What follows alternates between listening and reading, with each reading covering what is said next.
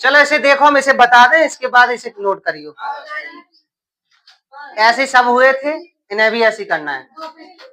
रागिनी चुप तो हो जाओ। देखो पहले वाले को ऐसे करना है, ये ए की घाते m बन जाएगा और ये ए की घाते n बन जाएगा, और ए की घाते m गुणे ए की घाते n बराबर होता है m प्लस n। यानी कि जब आधार एक जैसे होते हैं तो ये घातें जुड़ जाती हैं।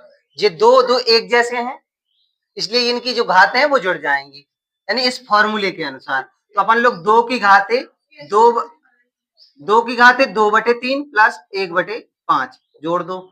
दो की घाते, अब इन भिन्न को हल करोगे तो लासा कितना आएगा 5, 15, 5 15, 5 बार 5 दूनी 10, 5 15, 3 बार 3 एकम 3, यानी कि कितने होता है 13/15।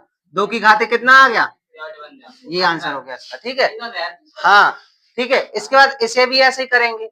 अब देखना दोनों पे यही घात है, एक की घाते कितनी, यानी 1/3 की घाते 3 हो जाएगा और फिर हो जाएगा 7। अगली लाइन में लिख सकते 7 तिया 21, एक की घाटे 3/21, और आगे भी हल करना है तो माइनस हो जाएगा अगर लिखोगे, नहीं तो रहने दो।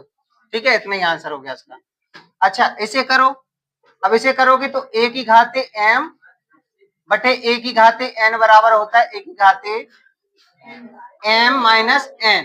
ठीक है, तो ए की घाते m कितना है, देखो अगर आधार एक जैसे हो और भाग में हो तो ये घातें क्या होती हैं, घट जाती हैं। भाग में घातें घटती हैं और गुणा में जुड़ती हैं। तो ये देखो आधार एक जैसे हैं 11 11, अब इधर बटे में है तो ये घटेंगी, इधर क्या हुई थी, जुड़ी थी, क्योंकि गुणा में थी, भाग में घट जाएंगे। तो लिखेंगे 11 की घाते 1/2 माइनस 1/4, इस लासल से 4 ही आएगा, 2 दूनी 4, 2 एकम 2, यानी कि 11 की घाते 2 में से क्या 1/4 हो जाएगा, 11 की घाते 1/4 हो जाएगा। अब इसे भी ऐसे करेंगे। अब इनके आधार एक जैसे नहीं है, लेकिन क्या है इनकी एक जैसी, घातें एक जैसी। अगर घातें एक जैसी हो, जैसे ए की घाते m गुणे बी की घाते m, तो बराबर होता है ए बी की घाते m, मतलब इनके जो आधार हैं उनका गुणा हो जाता है। तो 8 सते कितना हो गया 56 की घाते 1/2।